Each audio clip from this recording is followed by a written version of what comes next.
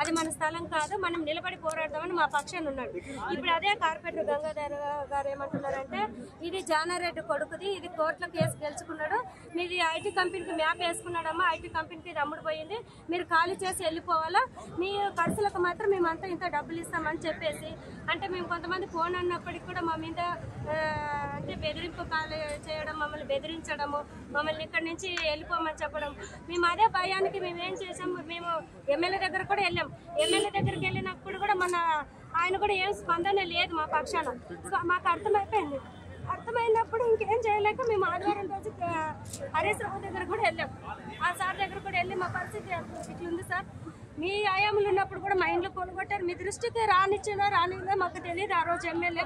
ఎందుకంటే మాకు KTR sir, KCR sir మాకు తెలుసు ఆ రోజు ఆయన ఎంతో మంచి మనిషి, పేదల పక్షాన్ని ఉంటాడు, మీరు మంచివాళ్ళు సార్, ఇప్పుడన్నా మాకు న్యాయం జరగండి అనేసి మేము అంటే ఎమ్మెల్యే మీద మాకైతే నమ్మకం లేదు. ఎందుకంటే ఆ రోజు మమ్మల్ని చాలా ఈ విధంగానే బాధ పెట్టాడు, ఈ రోజు కూడా మమ్మల్ని ఆ విధంగానే బాధ పెడుతున్నాడు.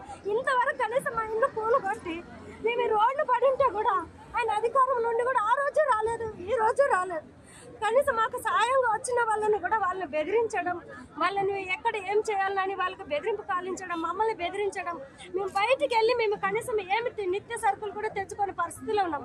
మాకంటే ఇప్పుడు స్థానిక ఉన్న వాళ్ళు, మాకు భరత్ అన్న కానీ, అనిల్ అన్న కానీ, వీళ్ళ అన్న సంతోష్ అన్న వీళ్ళందరూ మాకు సహాయపడి మాకు భోజనాలు అవన్నీ వీళ్ళు సిద్ధపరుస్తున్నారు సార్. ఇంత దారుణమైన స్థితిలో మేమున్నాం.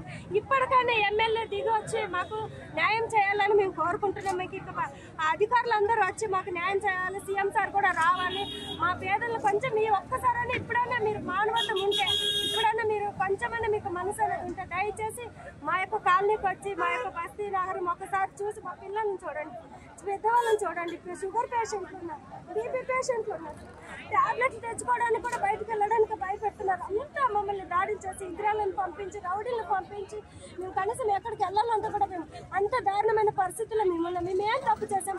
మిమ్మల్ని ఓట్లేసి మేము గెలిపించినందుకు ఈరోజు మాకు ఇంత అన్యాయం చేస్తున్నారా? ఎమ్మెల్యే గారు అయితే చాలా కోపంగా ఉన్నారు. ఏం తప్పు చేసాం?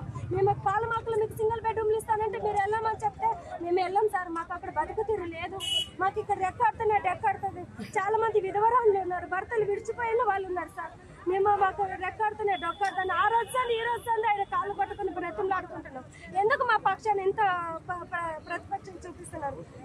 ఎందుకు సార్ మీకు ఎంత కోపం మా బస్తీ మీద? ఇప్పటికైనా మీరు దిగి రండి సార్, దిగి వచ్చి మాతో మా బాధలు, మా గోడులు చూడండి. ఎంతో మంది వస్తున్నారు కదా, మీకెందుకు మీకు కనపడట్లేదా? మేము 100 గజాలు జాగాలు అడుగుతున్నాం, 60 గజాలే కదా అడిగేది, మీ బాత్రూములు అంతా కాదు కదా మాకు మేము స్థలాలు అడిగేది. ఎంతమంది నాయకులు కమ్ముకుంటారు సార్?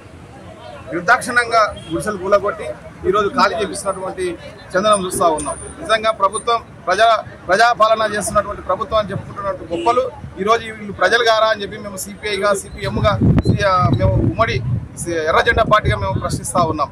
వీళ్ళకు అంతిమంగా ఇక్కడ ఇండ్లు నిర్మించి ఇచ్చే వరకు పార్టీలు ఏవైనా పక్కకెట్టి అందరం ఒకటే ఇక్కడ మేము పనిచేసి వీళ్ళకు ఇండ్లు నిర్మించి ఇస్తామని చెప్పి తెలియజేస్తా ఉన్నాం.